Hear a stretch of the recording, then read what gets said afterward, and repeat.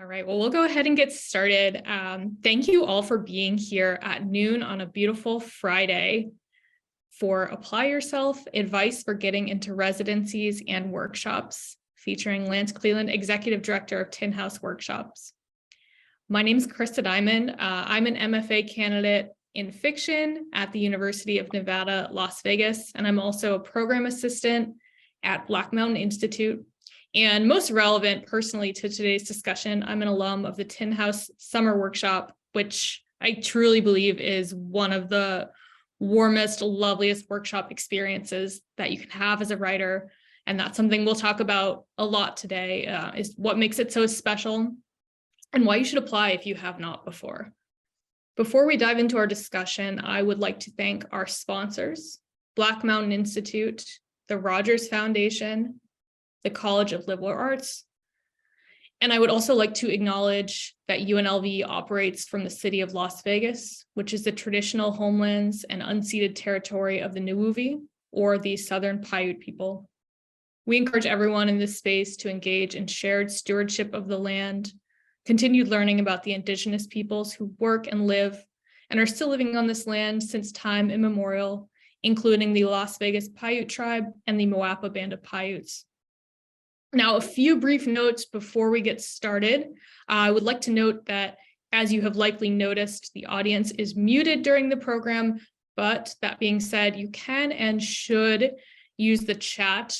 At the end, well, towards the end of today's chat, we will be doing a Q&A. So please drop your questions into the chat at any point during our discussion, and we will get to those towards the end of the program. I also want to note that this virtual program is the second in a series of free virtual events that we're doing this semester.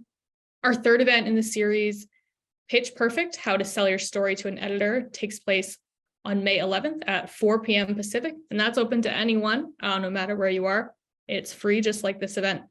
If you are in Las Vegas or you feel like taking a trip out here, which it's lovely this time of year, we do have some excellent in-person programming this spring, including an evening with Iman Marcel on April 21st, a reading by our own UNLV Creative Writing PhD Fellows on April 27th, and a reading by Sally Denton on May 3rd. Please visit blackmountaininstitute.org for more information on events. Joshua from BMI just dropped that link in the chat to register for our virtual event, and you'll also see information about our other events if you go to that website. Now, please help me in welcoming Lance Cleland, Executive Director of Tin House Workshops. Hi, Lance. Hello, Krista. Thank you for being with us today. I know that we have a lot of excitement around this event, so I'm excited to chat with you. Thanks. I'm as I was saying when we're off camera, I love the crossover between our two organizations. We ended up sharing a lot of artists coming to both programs, so I'm very aware of the work you all do and love it. So it's really nice to be in this space with you today. Thank you. So I kind of want to start off just with a little bit of background information. You once tweeted that you were described via email as literary camp dad. So I'd love to just start by hearing about your journey to becoming Tin House Executive Workshop Director and what the Tin House Workshop means to you. Yeah, I think that's funny. That's become sort of my DJ name, Camp Daddy. So I think it's apt. I think the biggest part of my job in some ways is sort of like shepherding everyone into the space and keeping an eye on, making sure everyone has a good time and is taken care of. So I really like that moniker. Yeah, my journey into the workshop is sort of one of those instances of falling into something that you really love. So I was a book buyer for Pals when I first moved to Portland after being a bookseller in Sacramento. Shout out to Beers Books, where I got my start in sort of the literary ecosystem. And there was someone at Pals that worked in a barista that was a reader for Tin House that sort of got to know my taste and thought I would be a good fit for an open reader position. And so I applied for that. And then I was an intern for the workshop. And about halfway through, or the workshop, this was like 30 minutes before a pretty big event. They were like, why don't you host this event? Just to sort of throw me into it, see how I would do. And I guess it went well enough because they offered me the assistant director position right after that sort of internship. And pretty quickly after that, I took over as director. I was also working for Tin House Magazine at the time as an editor. So shout out to Tin House Magazine, which I dearly, dearly miss, as I'm sure some of you hopefully probably do as well. And yeah, from there, that was, 15 years ago. So, which is sort of incredible. And it's ended up being, I mean, other than probably, meeting my wife and having my family, like the biggest impact on my life, not only just from a career perspective, but also just how I see and interact with the world. So it's a really dear program to me. Primarily just for the artists I feel very, very fortunate that I get to interact with the artists that I do and help support, people pursuing their dreams. So I want to talk a little bit about the process of choosing applicants for the summer workshop in particular. I know you've got a few different workshops, but I was hoping you could kind of pull back the curtain a bit, because as writers, there's many writers in this Zoom. We're constantly applying for things. I know Tin House is at the top of a lot of people's list of dream workshops and dream writing experiences to have. And I know you get a massive volume of applications. So I'm wondering if you could share a little bit about just what that process looks like for you guys on your end once you start getting those applications in and start choosing folks for the workshop. Sure, absolutely. So, at this time, our staff is just 2 people. So shout out to AL Major, our online programs director, and myself. The third member of our team, India Downs LeGuin, went on to run another artistic program. So we haven't filled that position yet. So it's just 2 of us. So we obviously need a lot of help in terms of reading. We had close right around 1,700 applications come in for our summer workshop program. And so we started bringing in paid readers about 3 years ago. And these are readers that have come through the program themselves. So they sort of know kind of the ethos of Tin House and what we're sort of looking for holistically in our applicants. And so once an application comes in, it gets flagged sort of initially one of 2 ways. If you've previously applied or previously attended, you get funneled to the readers first, because we really want to try to eliminate as much biases as we can. That's never going to be, perfect. But if you were previously declined, we want to make sure that a new set of readers is the initial person reading that application. We really try to be as generous as we can in terms of that. And then if it's your first time applying, typically you'll probably go to AL or myself, although that kind of varies a little bit. And so we pass the applications around to a variety of the readers. We're voting on a rubric, like 1 to 6, and sort of based on the aggregate score, we start thinking about, accepting applicants. And then one of the things that I think makes our workshop perhaps a little different, at least I've been told this from faculty and participants, is we really curate the classes specifically. So we're really thinking not only about just like, well, this application has the highest score, they're automatically getting in, they're automatically going to this class. We start looking at like how these applicants, how these writers, how these manuscripts might be in conversation with one another. And then we start sort of admitting classes based on those kind of criteria as well. So there's sort of the initial tier of being, voted on. And then primarily my job is to sort of holistically look at the applicants that have been flagged for initial admittance, and then start looking at how what class might be the best fit based on not only the faculty. A lot of times, obviously, writers want to work with faculty that maybe mirror or what they think mirrors their own writing, but we also try to look at, like I said, those manuscripts are going to be in that class and how they might work with one another. That really is such a special thing about Tin House that I feel like I was very aware of when I did the workshop was just that joy of discovering the ways that your work could be in conversation with the people in your workshop. It was so clear that that was a part of your process. So that's, Well, I'm glad to hear that. yeah, that's a special thing about it.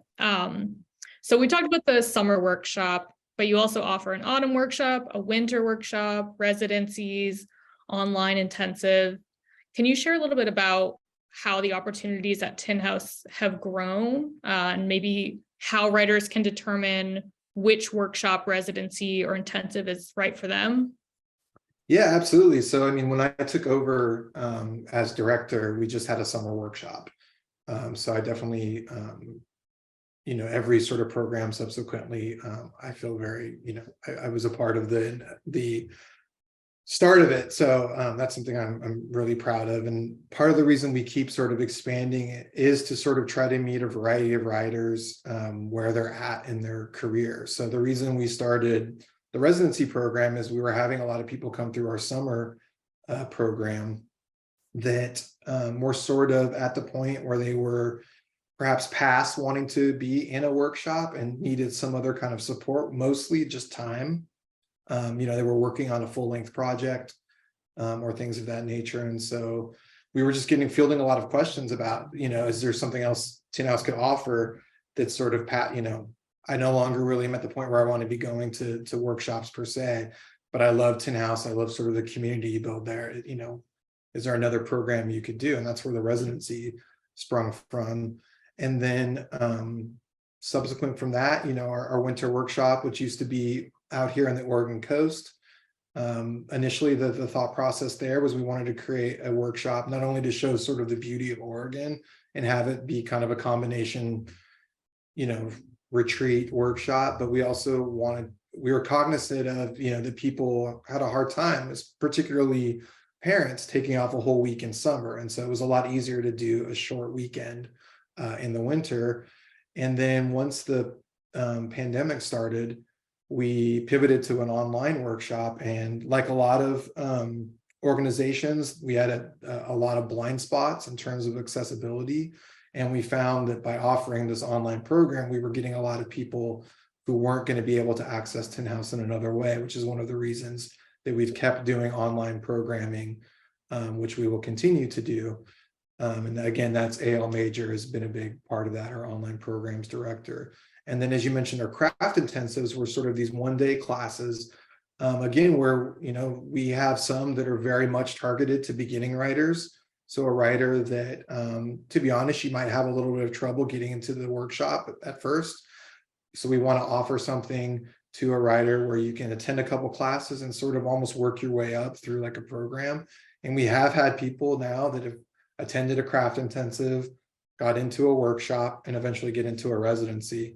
And actually, one person, I won't say this is the trend, Tin House Books is now going to publish that person. And so that's just, to me, like that's what really fills my heart with joy, is just to see people come through the program and sort of come out the other side with a book, which is just incredible. But yeah, I think our hope is that we're offering a lot of things at different price points, at different accessibility levels, and that hopefully, there's something for everyone in terms of what we're offering. I'm glad that you mentioned parents, because that's something that I would love to hear more about. That's something that I'm glad to hear so many writers are vocalizing, is how oftentimes residencies and workshops just don't work for people with children, people with families. And you offer that residency to support writers with children. I wonder if you could tell me a little bit more about how that came to be about, your kind of philosophy behind that, how that works, and any response that you've gotten to that. Sure, like a lot of things, I had kids myself, and so it changed my sort of view on that.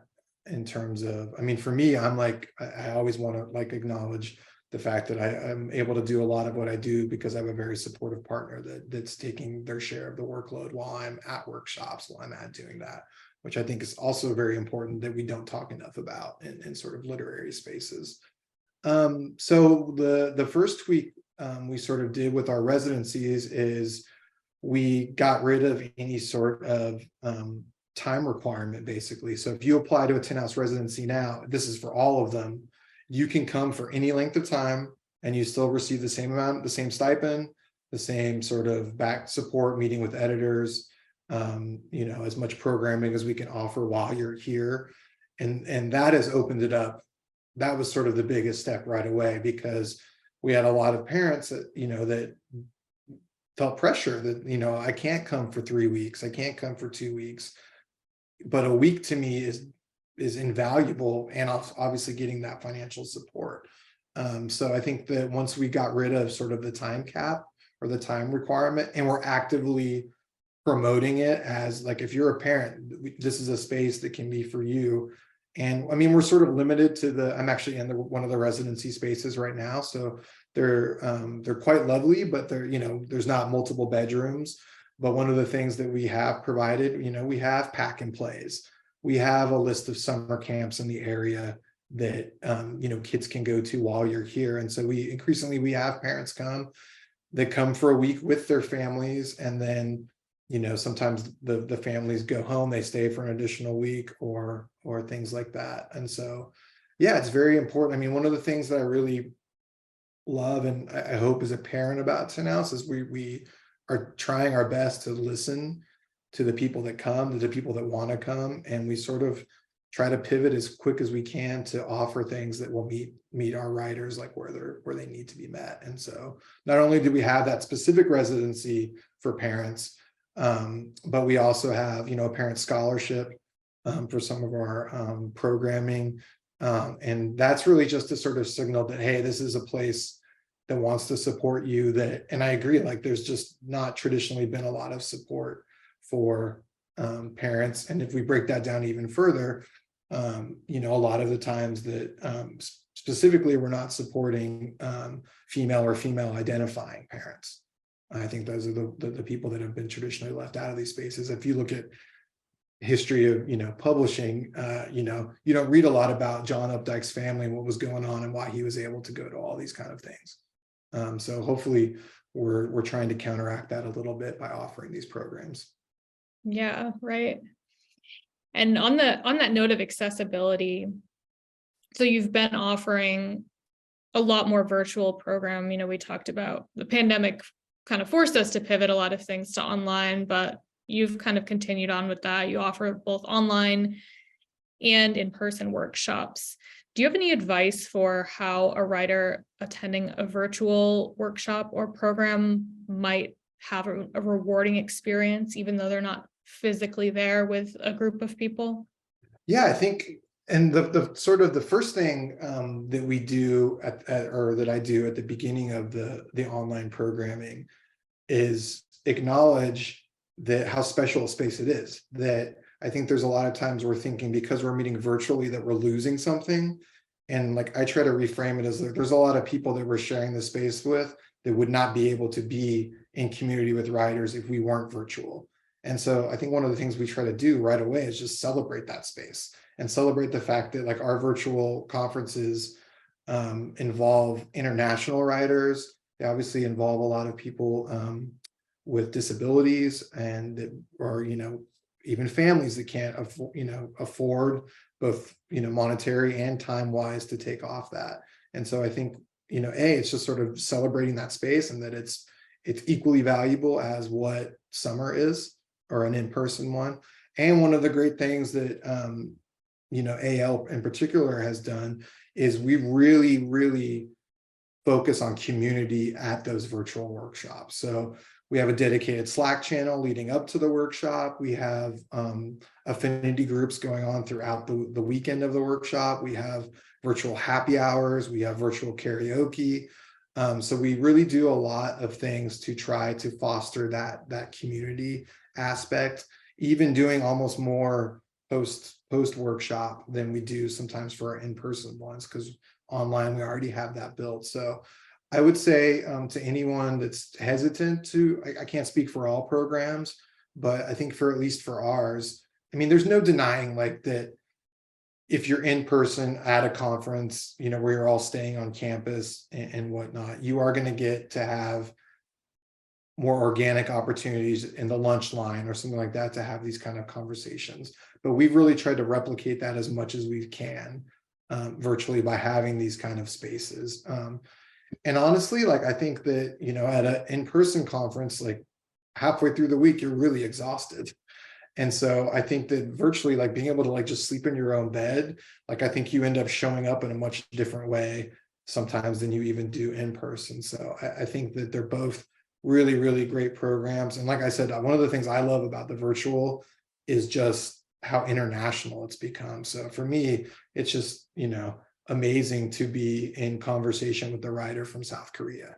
You know, that you might not normally get that, you know, in an in-person conference. I love the idea of virtual karaoke. It's better than you think. It's better than you think. You also offer a residency that's specifically designed for debut writers who have not attended a juried residential program for any length of time. Can you tell me a little bit about that and why that's important for you to offer that opportunity? Yeah, so harkening back to what I said about, you know, kind of looking at the literary landscape, looking at our own, like, we're constantly looking at data from our own application process. We have some voluntary questions that we ask to try to get background of writers. And one of the things we were sort of seeing is that you know, we weren't getting a lot of I use the term older, I'm 43, so I'm a debut 40 as well, writers. And oftentimes, you know, awards tend to, you know, seem to skew a little bit younger. And so one of the things we wanted to do was make space for writers that, again, maybe you were raising a family and didn't have time to devote to, you know, your artistic side of your artistic side, or for a variety of reasons, you've come to writing in the terms of literary world a little bit later. And so I think it's really important, if we think about diversity in spaces, that we're also thinking about age as well. And so we wanted to create an opportunity, a track for those writers. A lot of what we do with our scholarships is to signal, just to simply signal, we're thinking of you. And like, this is a space that and there's some intentionality where you're going to be welcomed into this space. And so hopefully that's what, you know, those kind of programs are doing. And so for both, it was originally a scholarship for our workshops. And we really loved the writers that it was bringing in. And so we decided to also offer that as a residency program as well. I love that there's just all these opportunities for all stages of someone's career. That's just so supportive and wonderful. Yeah, and one of the things that AL brought about a year ago is now we also offer, like, for our summer workshop, like a first conference scholarship. And so that's also really trying to reach a demographic that maybe you haven't been going to had an opportunity to attend a workshop before. And we'd love, you know, it to be your first opportunity with 10 House. So for those first timers, which I think we probably have a few in here, I know that acceptances went out for the summer workshop, and I was pleased to see some folks in our Vegas community will be going.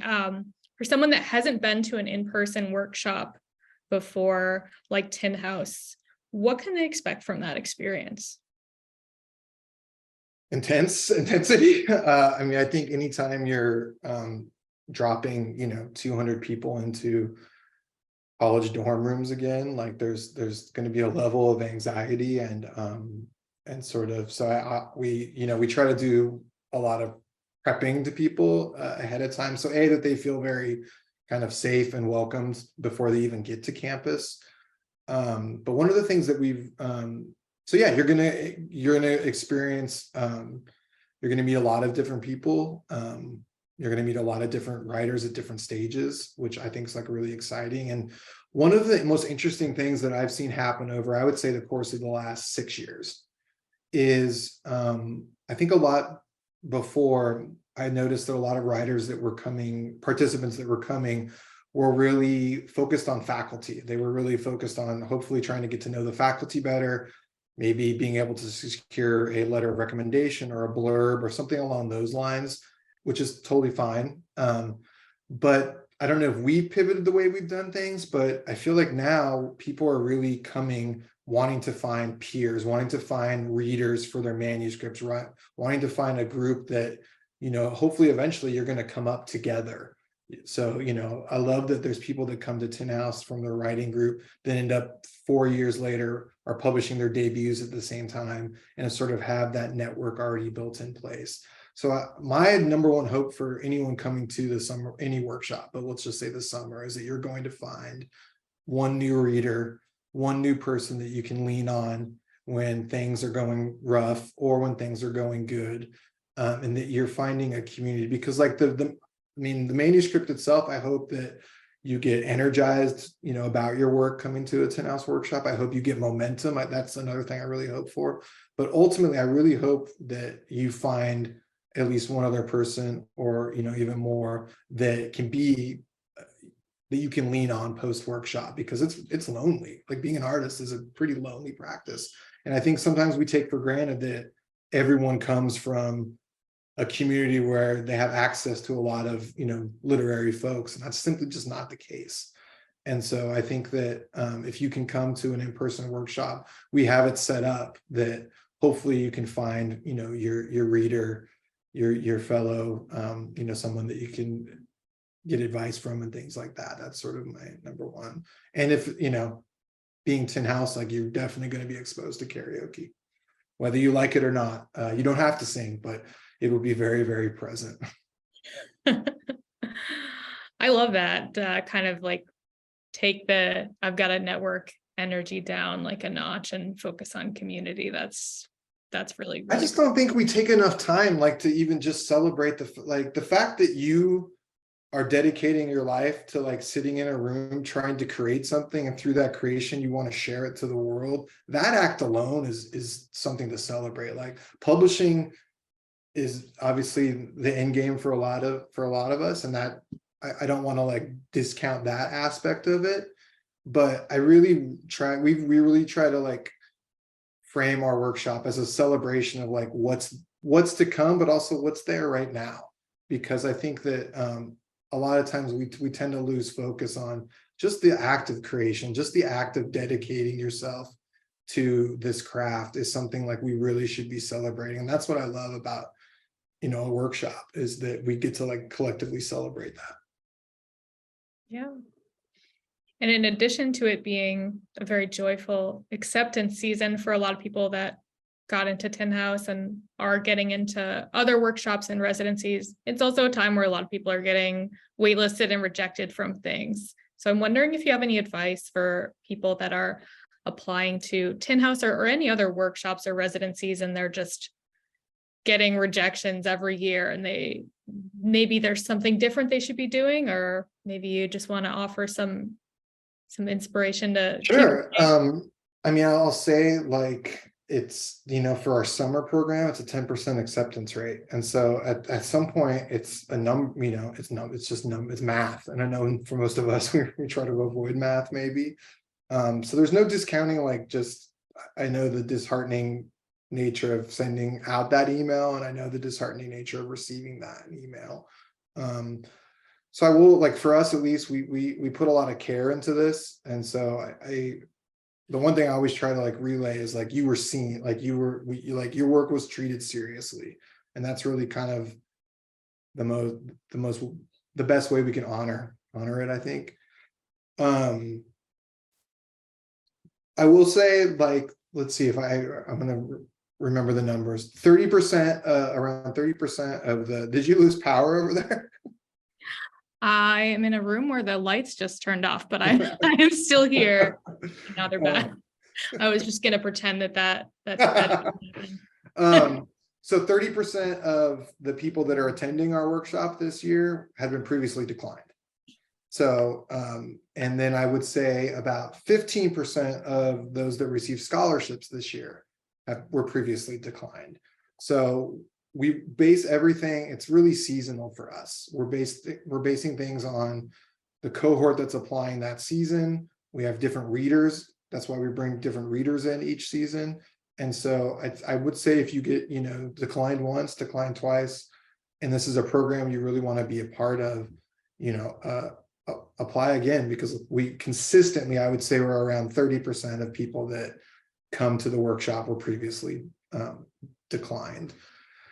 And I would definitely, we're not, as much as I love Tin House, and I think we offer something special, there are so many other programs that are doing really great things. And a lot of them maybe don't have the name recognition that we have, or, whatever, maybe you want to put it on your CV or something like that. But there's a lot of really great spaces that are opening up with a lot of intentionality. So I would say just make sure you're spreading it beyond Tin House, Swanee, Breadloaf. There's a lot of other really great places doing great work. And I think that there's a lot of opportunities to grow. And for our program, there's a lot of other opportunities. It's not just summer, there's virtual, there's craft intensive classes. So there's no denying, like, it sucks. I hate sending out those rejection letters. It's the worst part of the job, but it's just a season, and there's always going to be another season down the road. Yeah, absolutely.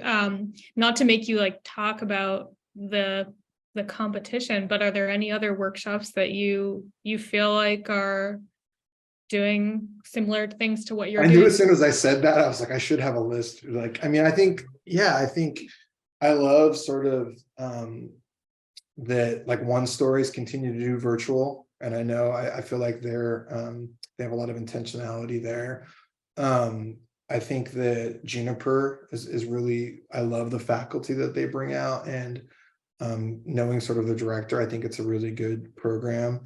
I think that, a lot of the, like, Vona, Cave Canem, we get a lot of our students from there. And I think obviously those are very specific places targeting certain demographics. But I think those are great workshops, like, to initially start off with, because let's be honest, like, there's a lot of spaces, and ours has been this kind of space before, and I'm sure for some people it ends up being that way, that are not that there's a chance for a lot of harm to take place. And so I think that if you're a writer, particularly from a marginalized community, that those kind of places like Vona, Cave Canem are really, really great, because they're obviously intentional and they're fostering a community, and hopefully they're a safe space. And so I think that those are great places to start, and then sort of jump off to,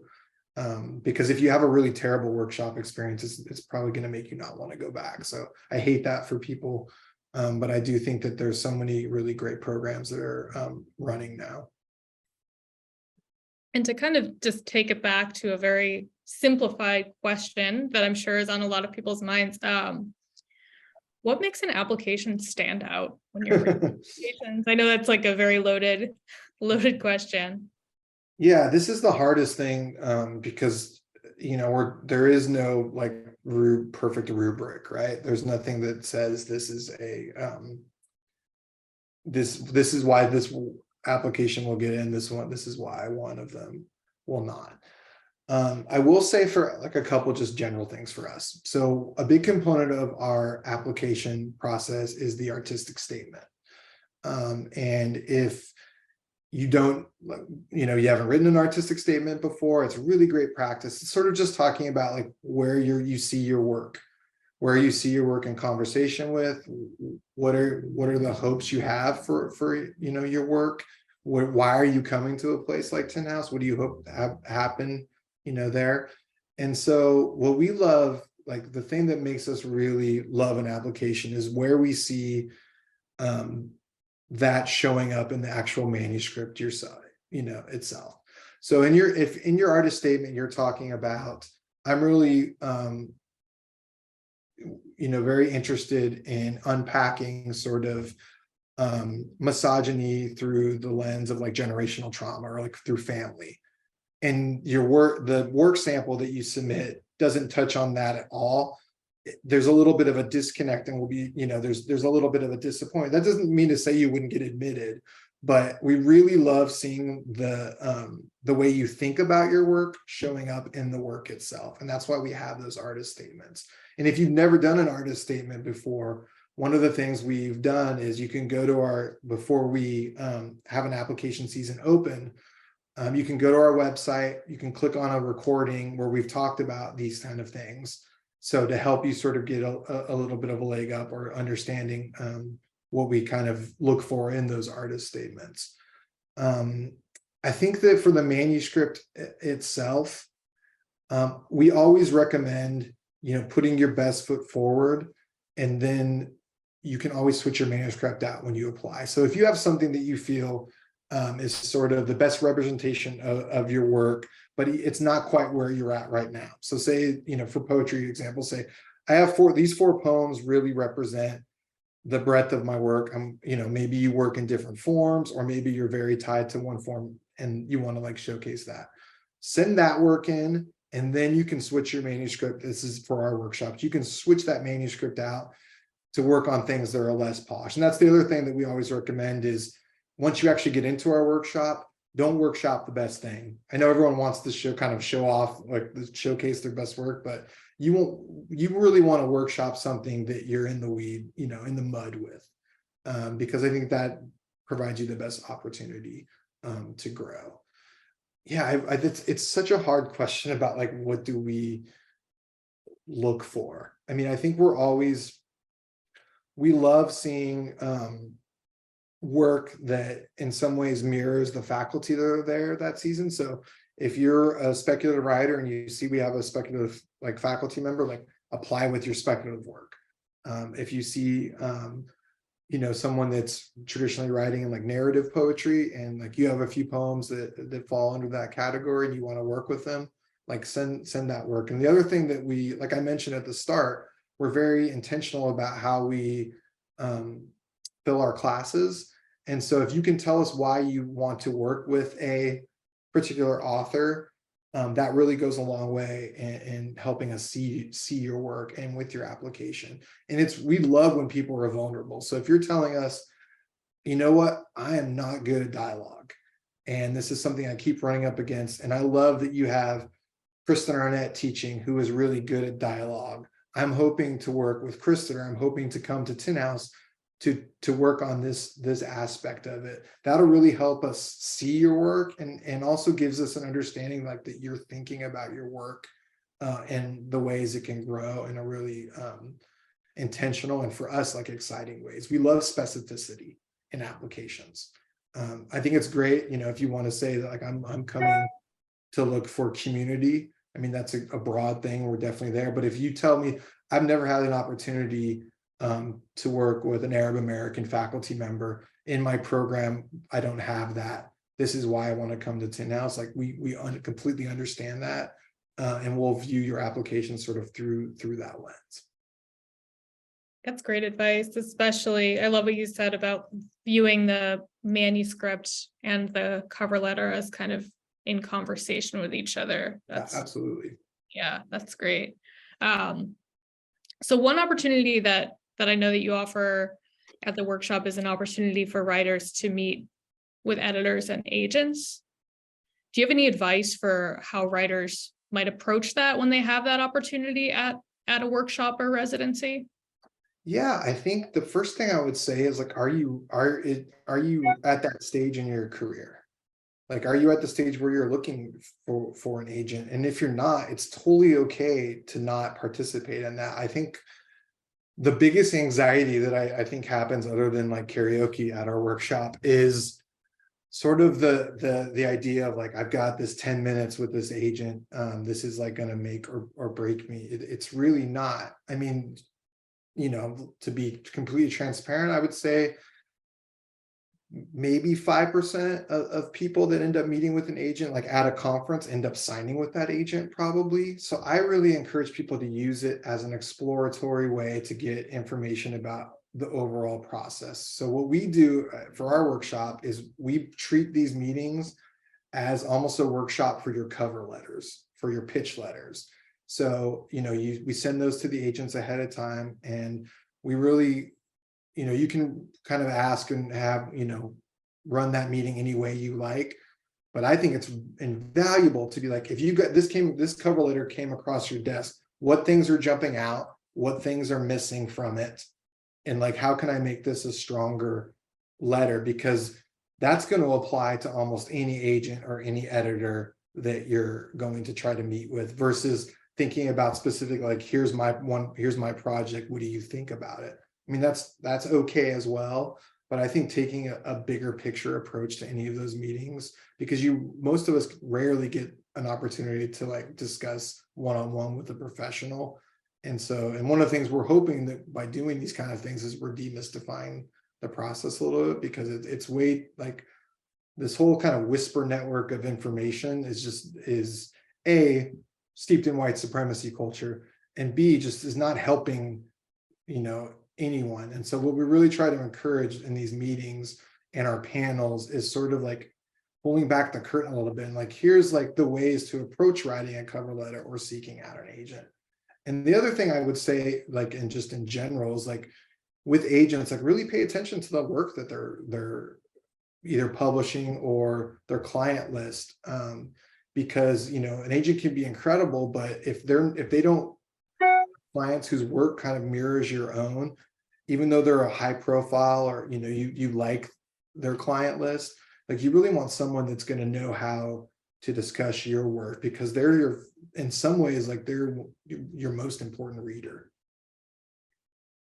I like that really echoes what you were saying earlier about approaching the workshop as like a community experience, as a learning experience, rather than through this careerist lens of networking and like, I've got to accomplish all this and I've got to leave here with an agent and a book deal. Like, it's just much more low stakes and just more accessible to. And I think I will say there's workshops, and you can figure them out, that's really a big part of it. And if that's where you're at in your career, or that's where you're looking for, like that, there's nothing wrong with that. It's just like the lens, the approach we're taking is like, I think we want to care for like the artistic side of you at our workshops, and we will offer avenues to pursue the business side of that. But I personally think they are two separate things. Yeah, absolutely. We have people that come, that talk about, oh, I wish there was more of that here, and I do wish we could provide everything for everyone, but I think that if you look at programmings for workshops, you can kind of tell which ones are more focused on that side of it. And again, there's nothing wrong with that. Like, for a lot of people at certain points in your career, that's what you really need. And so that's the great thing about that there's so many of these, that you hopefully can find one that really matches up with your own sort of practice, but also where you're at in your writing career. Yeah, absolutely.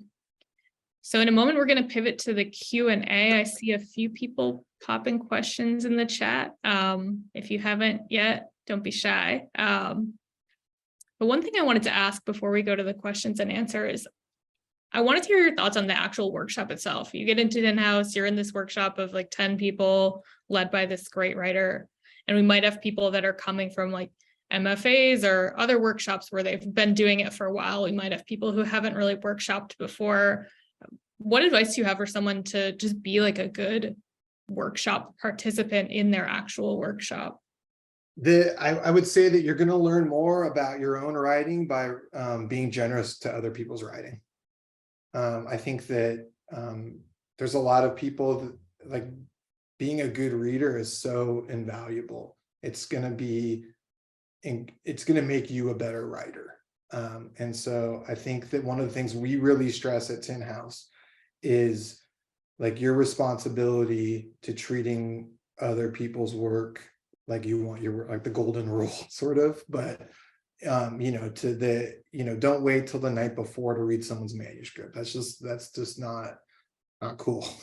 And so I think that we really stress, like, lean into like examining and playing around with other people's work, but through the lens of like not trying to make it your own. So one of the things at the beginning of each workshop I talk about is, this idea that we're here to make a manuscript better. That's not what we're here to do. We're here to listen to where the writer wants to take their work and try to help them get there.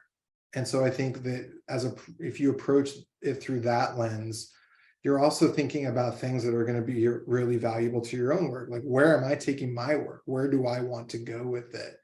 And by asking those kind of, or framing it that way, I think people get a lot more out of it versus, well, I think I would have done this with this plot, or I would have done, this with this plot point. That's not really very helpful for the most part. And the other thing, just in terms of being in the space, that we really stress is just leaning in and leaning out. Like if you're, the first time you're in a workshop, maybe you really think you're so excited, you really want to talk about, everyone's work, but there's some people that might not be, that communicate in different ways for a variety of reasons. So we're really big on, like, if you're the first person to talk about a manuscript one day, take a step back the next day and let some other people fill that space. And also fully admit that, like, maybe you're not the ideal reader for a piece. I think where harm ends up happening in a workshop is when we want to offer critiques to work we don't understand or that might not be for us. Like, we are not, like I, as a cis white man, am definitely not the center or the audience for most of the manuscripts that we're seeing coming in. And so when I'm evaluating them myself, I really try to decenter my own experience when I'm reading. I'm trying to read it through the lens of where I think the author is trying to go. And I think for anyone in a workshop in general, it's really important to also acknowledge that you might not be the best reader for something and hopefully let someone else take up that space. That doesn't mean you can't comment on it. That doesn't mean you can't participate, but it means you should really think about how you're participating and the words you're using to do that. That's wonderful advice. So we'll pivot to the Q&A now. Looking back here, Beth asked, what is the rubric you use? I mean, again, that's really, it's hard to say. I mean, I will say,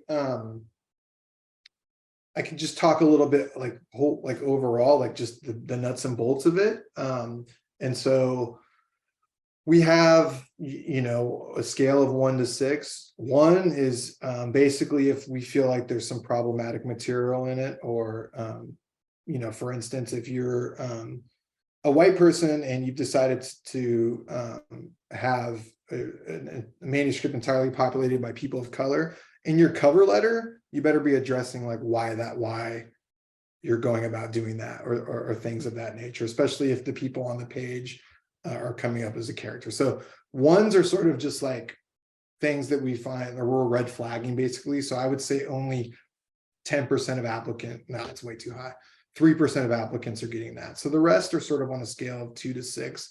And, we have a reading program where we talk about some of the things that we're, looking for in the cover letters and sort of showing up in the manuscripts.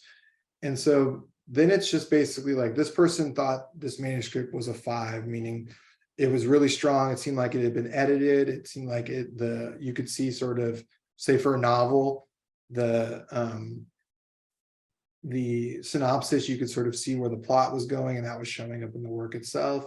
Some other person viewed that as a 2, and we're saying the opposite. Like, I don't see, where this plot is going based on what we're reading here. And then what we do, we bring in a 3rd reader, we bring in a 4th reader, and then if we're all sort of split, we have meetings where we discuss these and sort of like, okay, why is it that you're advocating for this and you're sort of saying no? Like, let's talk about like how we're reading differently maybe, and come up with that. And then we're just taking sort of the aggregate votes and seeing where, we lie. It's definitely, it's at some point it's just taste and arbitrary. I wish it wasn't that way, but that, I don't know another way you can sort of evaluate art.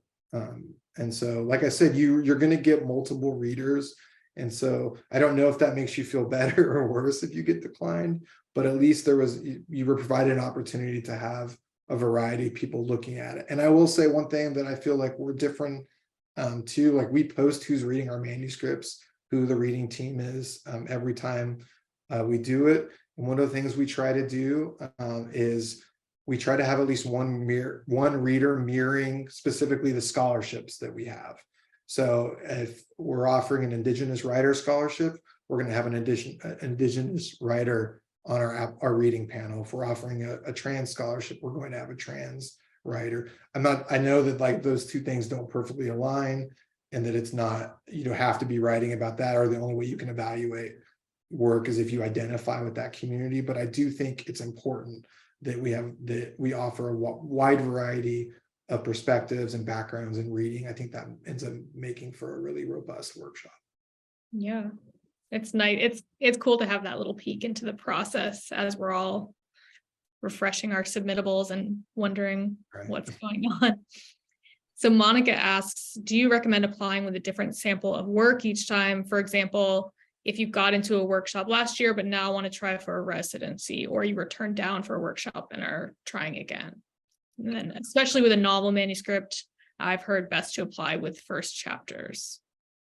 Yeah, I think for a novel, a memoir, it makes sense to apply with the first chapter. You don't have to. There's certainly people that end up applying with later sections, but as a reader, it's obviously the easiest way to access the material, just as you would be if you were picking up the book.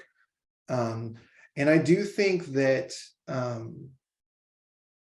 if you were previously declined and you ended up polishing that same manuscript, I don't see a reason why not to apply with it again. Like I said, we have different readers.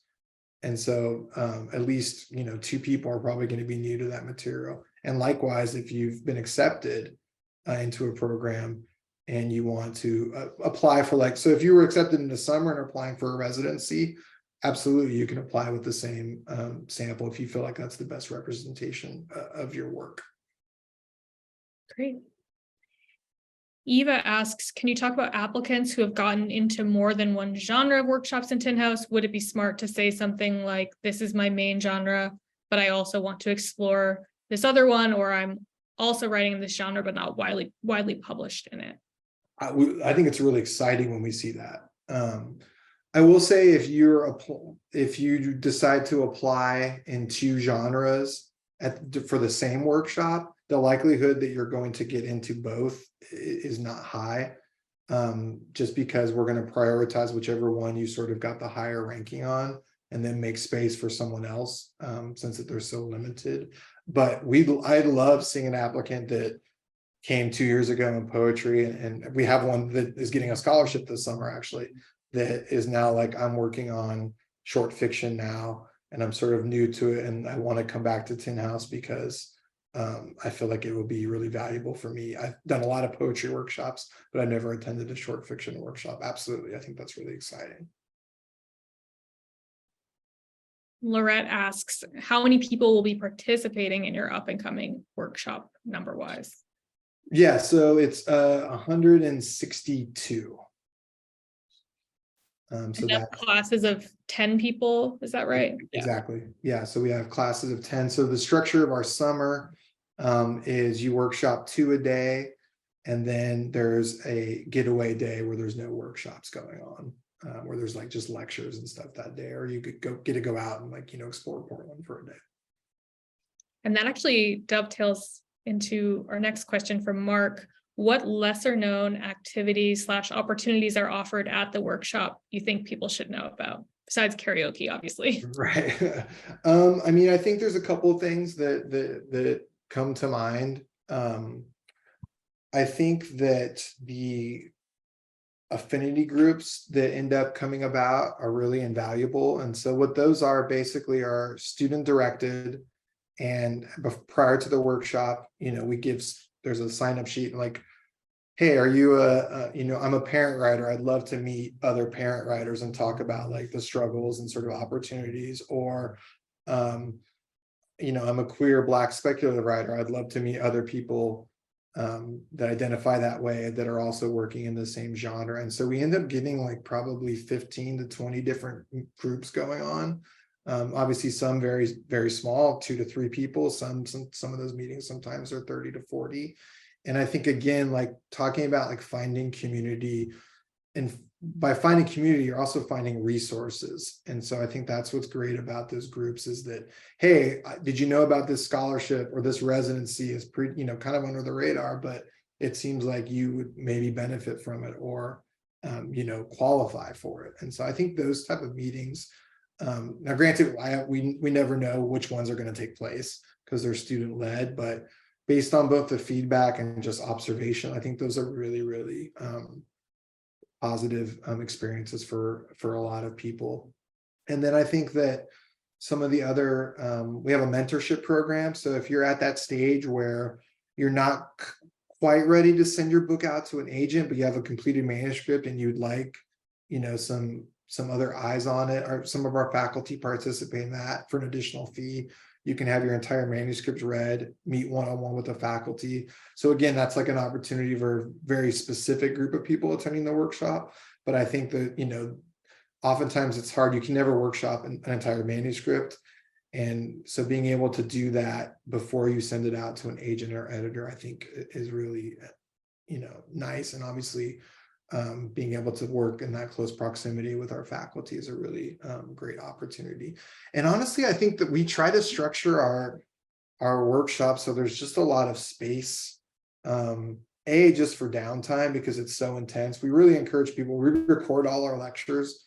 So I always encourage people, like, if you're feeling overwhelmed for a day, like, Reed Campus, where our summer workshop is gorgeous. They have natural hiking trails and things like that. Like, go walk in the woods a little bit and come back to this. So I think that just the space itself is pretty inviting and affords a lot of opportunity to sort of decompress as well, because you're taking in so much information that I think it's really helpful to sometimes just step away and take care of your own mental health, your own physical health. Yeah. So I think we have time for maybe one or two more questions. Lavanya asks, would love to understand the reason behind asking for unpublished work. Yeah, absolutely. That's two things, sort of accessibility combined with like leveling sort of a playing field, because to us, not everyone has the opportunity to have an editor work with our material. This, of course, published, like saying something is published doesn't mean an editor worked on it, but just for a blanket, we just don't feel it's fair to have someone that maybe applies with something that was in Granta, that was professionally edited, versus someone has no access to, or hasn't previously had a lot of access to publishing, submitting material, going for like the same award. And so the best way we thought to sort of level the playing field as much as possible was to have that policy. And again, I realize it's not perfect. A lot of, poets say, well, this is in a journal, but no one edited it. But rather than have to do that on a case-by-case basis for 1,700 applications, we've just felt that the policy would be to have unpublished material. And it's been in place for like almost a decade now. And I think it's something, at least for us, that makes a lot of sense. Yeah, great question. Yubing asks, what's the biggest vibe difference between online and in-person workshops? Would you suggest we go for in-person whenever possible? I think, again, it's really, it comes down to you. I think, again, this is based on feedback and I'm a little biased, but I think the vibe for our online workshops are just as good as in person. I think that we really, AL, our director, is very intentional about programming for online to try to create community, create those like connections as much as possible. So I really think it's where you're at in your career, what you can afford. Online is less than half than what an in-person one is, and you're still working with the same caliber of faculty. You're still working with the same caliber of writers, and you're still having opportunity to connect with people. So I know a lot of people, at least the trend is sort of to come to an online, and then if you like it, you feel like, okay, I kind of see what Tenaus is trying to do, then come to an in-person, or vice versa, going away. So I don't think I think the vibes hopefully are good at both. Yeah. So before we wrap up, is there anything else you'd like to share, either about upcoming opportunities at Tin House, or just anything that you wish that I or someone else had asked that you'd like to speak to? No, this was great. I mean, I feel always a little weird talking so much about our own programming. So again, I think there's so many opportunities out there. I think it's really, I think it's a really great time. I mean, if we're looking publishing at whole, there's a lot of stuff to be discouraged about, but in terms of like community finding and the ways that programs are going about intentionality and trying to lessen the historical harm that I think a lot of these places, and I'll include ourselves in that, have done. I think it's really a great time to be a writer. I think there's just so many opportunities out there. So again, like if for whatever reason Tin House didn't work out for you, there's so many other spaces hopefully you can find. And also, like, I mean, since I'm assuming everyone out here is a writer, I would just also, again, like, really encourage to take joy in when you do get acceptances to these type of programs, any program, really. It's such a long, hard journey, and so I think we don't celebrate our victories as much as we should. And anytime that you get an acceptance into somewhere, like, it's really good. And hopefully, like again, like, figure out what you want for, like, your money and then for your time, and hopefully you can find a workshop that matches that, because like I said, there's some that are going to be very career business oriented. If that's what you're looking for, like that they're out there. And I think for us, like ours is a real celebration of just being an artist. Thank you. I think that's a wonderful note to end on. And thank you again for being here. Thank you to our wonderful audience for being here, for your great questions. And as I said up top, please go ahead and visit blackmountaininstitute.org to sign up for more of our programming. We've got one more virtual program and then some in-person programming here in Las Vegas. So we look forward to seeing you all at an event in the future. Thank you. Always a pleasure to be in space with you, and hope everyone has a really good weekend. Yeah. Bye, everyone.